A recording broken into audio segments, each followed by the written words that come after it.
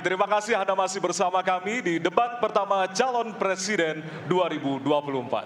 Ya, masih sama seperti segmen sebelumnya. Setiap calon presiden akan memberikan satu pertanyaan kepada calon presiden lainnya dan jawaban pertanyaan akan ditanggapi oleh calon presiden penanya untuk kemudian direspon kembali oleh calon presiden lainnya.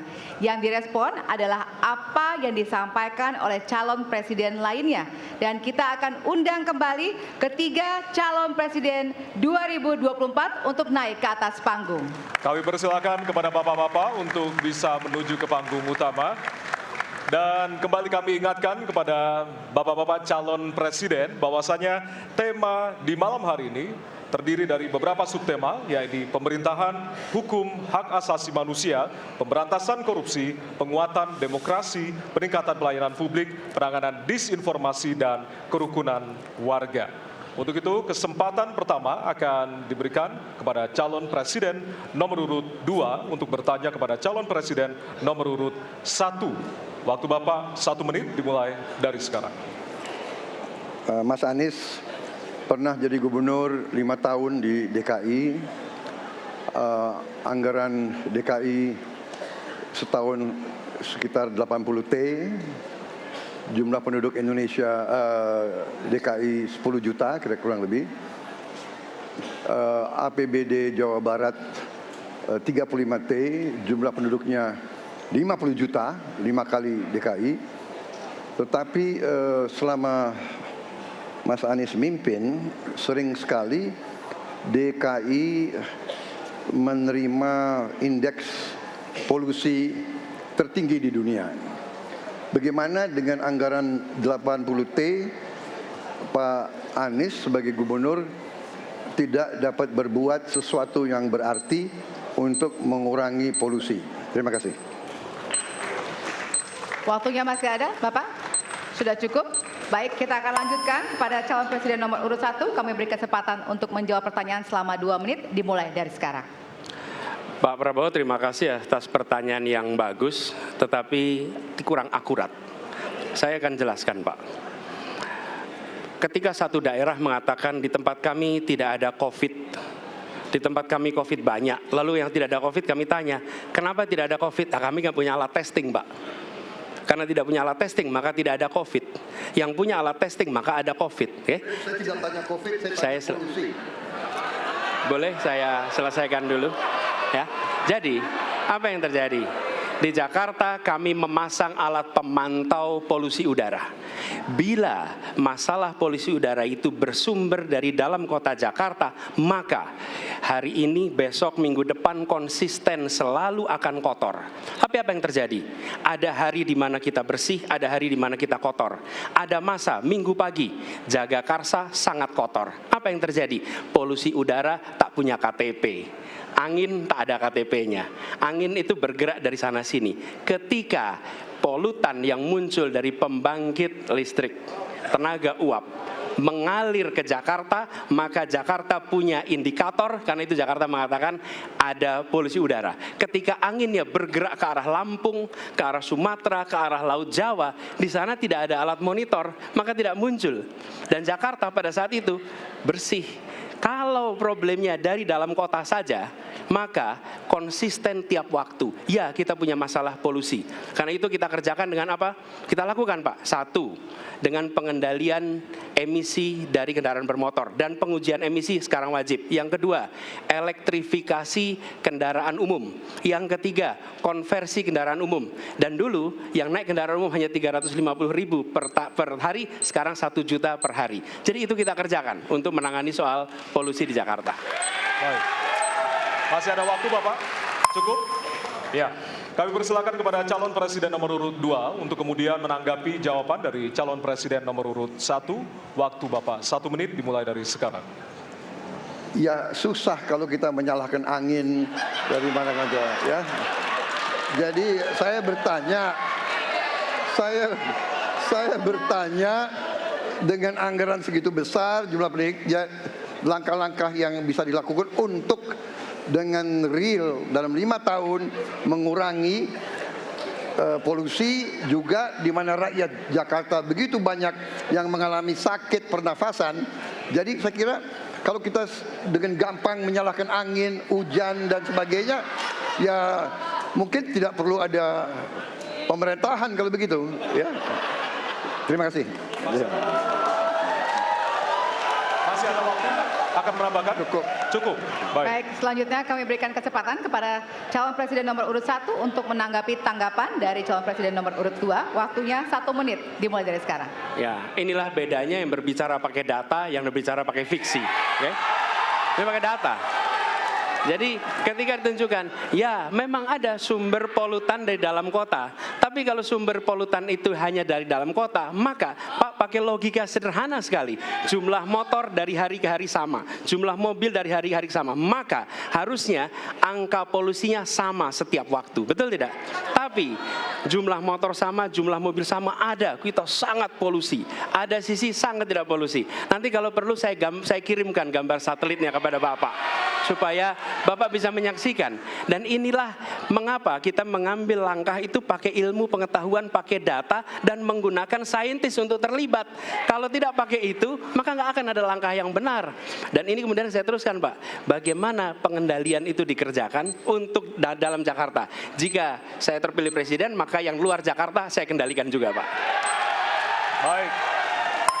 Terima kasih. Ya. Dan selanjutnya kami akan beri kesempatan bertanya yang tentunya akan diberikan kepada calon presiden nomor urut 3 untuk bertanya ke calon presiden nomor urut 2. Waktu Bapak 1 menit dimulai dari sekarang. Izinkan saya harus membaca data untuk mengingatkan. Pak Prabowo, karena nomor 2 saya pertanyaannya 2. Ada 12 kasus pelanggaran HAM berat yang sudah dikeluarkan mulai dari peristiwa 65, penembakan misterius, Talang Sari, penghilangan paksa sampai Wamena. Dan saya ingatkan tahun 2009 DPR sudah mengeluarkan 4 rekomendasi pada saat itu kepada Presiden. 1, membentuk pengadilan HAM ad hoc. Yang kedua, menemukan 13 korban penghilangan paksa. Yang keempat, memberikan kompensasi dan pemulihan. Dan yang keempat, meratifikasi konvensi anti penghilangan paksa sebagai upaya pencegahan.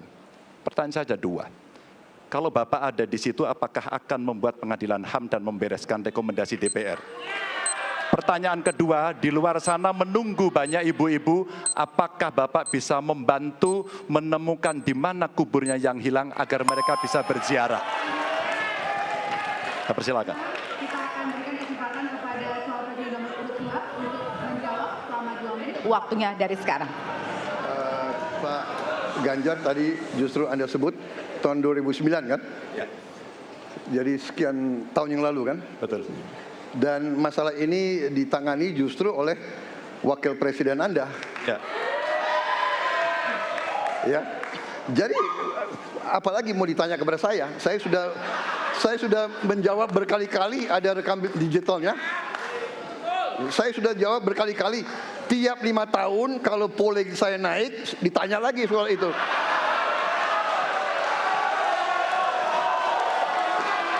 Bapak tahu data nggak? Bapak tanya ke Kapolda, tahun ini berapa orang hilang di DKI? Tahun ini, ya, ada mayat yang diketemukan baru beberapa hari yang lalu dan sebagainya. Come on, Mas Ganjar. Ya, jadi saya tadi katakan, saya merasa bahwa saya yang sangat keras membela hak asasi manusia. Nyatanya orang-orang yang dulu ditahan, tapol-tapol, yang katanya saya culik, sekarang ada di pihak saya membela saya, saudara sekalian.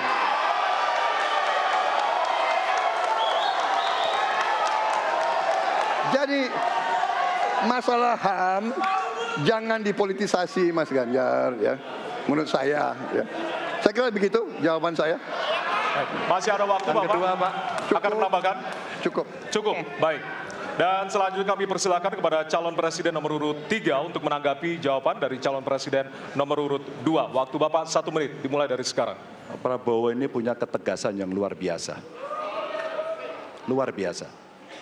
Tapi sayang pada dua jawaban ini sama sekali tidak punya ketegasan itu. Kenapa saya sampaikan? Pertanyaan saya sebenarnya satu. Apakah kalau Bapak jadi presiden akan membuat pengadilan HAM?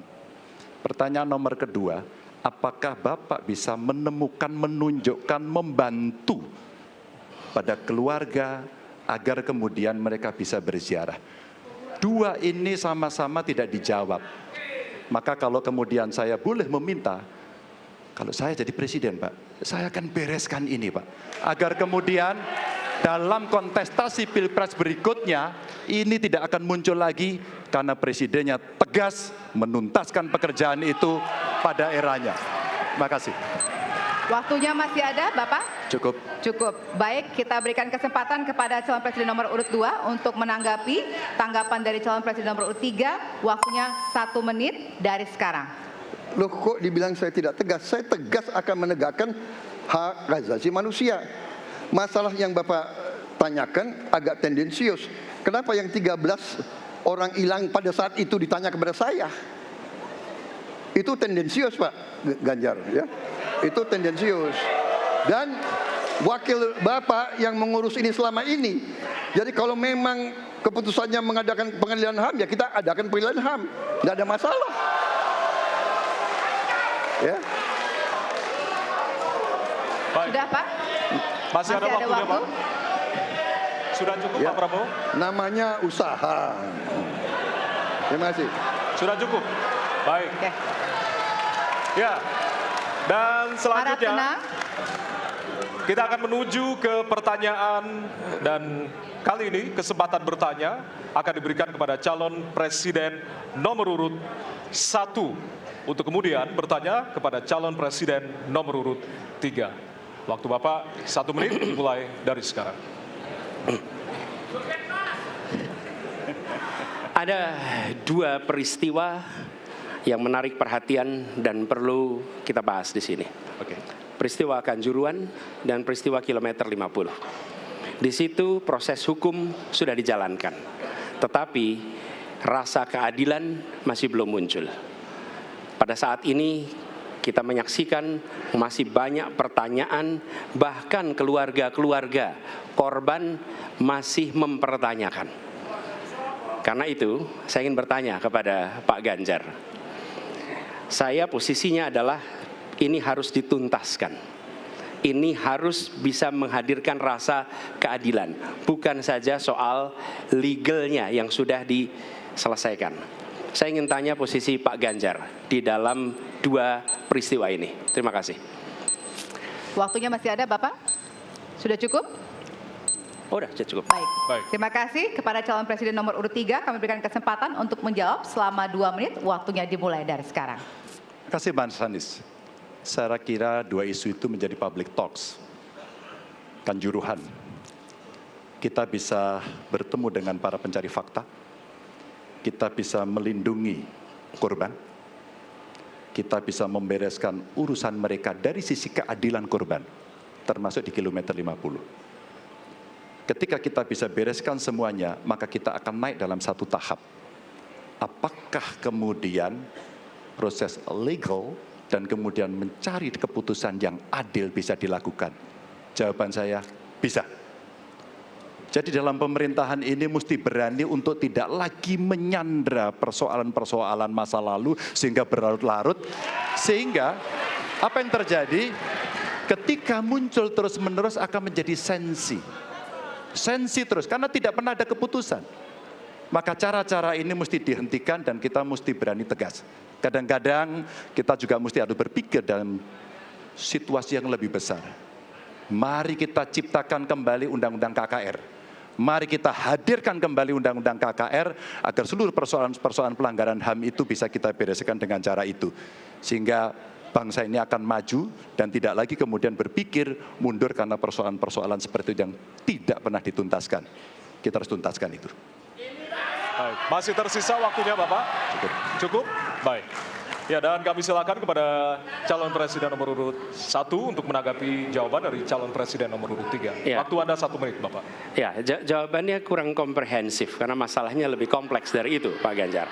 Tapi izinkan saya sampaikan, untuk seperti ini minimal saya melihat harus mengerjakan minimum 4 hal. 1 adalah memastikan bahwa proses hukum menghasilkan keadilan.